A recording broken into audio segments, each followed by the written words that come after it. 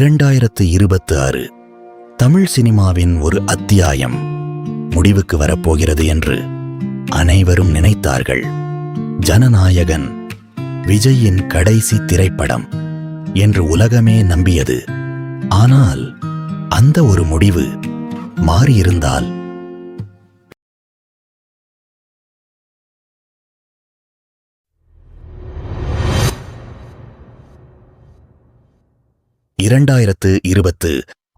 August 15 Chennai. ஆயிரக்கணக்கான ரசிகர்கள் ஒரே கேள்வியுடன் காத்திருந்தார்கள். அவர் அரசியலுக்கா அல்லது சினிமாவிலேயே தொடர்வாரா? சில நொடிகள் அமைதி. பின்னர் விஜய் புன்னகைத்தார். சினிமா இன்னும் என்னுடைய முதல் காதல். ஒரு வருடம் கழித்து அவரது 70வது திரைப்படம் வெளியானது.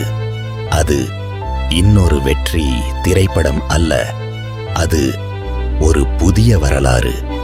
விமர்சகர்கள் சொன்னார்கள், இது விஜயின் சிறந்த நடிப்பு.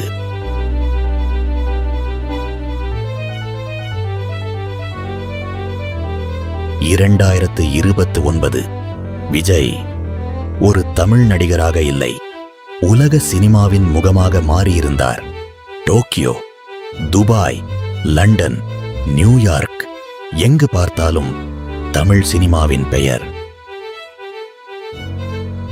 2032 75வது திரைப்படம் வெறும் திரைப்படமாக இல்லை, தமிழ்நாட்டின் திருவிழாவாக மாறியது. பள்ளிகளுக்கு விடுமுறை, திரையரங்குகள் கோவில்களைப் போல நிரம்பின.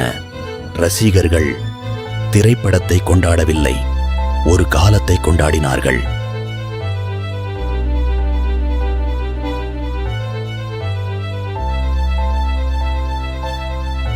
பின்னர் அந்த நாள் வந்தது. யாரும் கேட்க விரும்பாத செய்தி. 61 வயதில் 5 தசாப்தங்களாக ரசிகர்களுடன் பயணித்த விஜய் தனது 78வது திரைப்படமே கடைசி திரைப்படம் என்று அறிவித்தார்.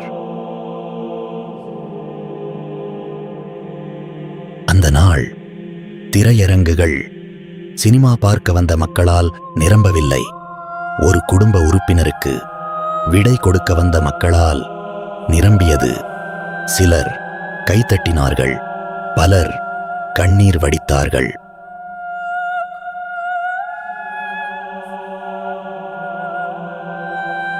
இது நடந்திருக்குமா?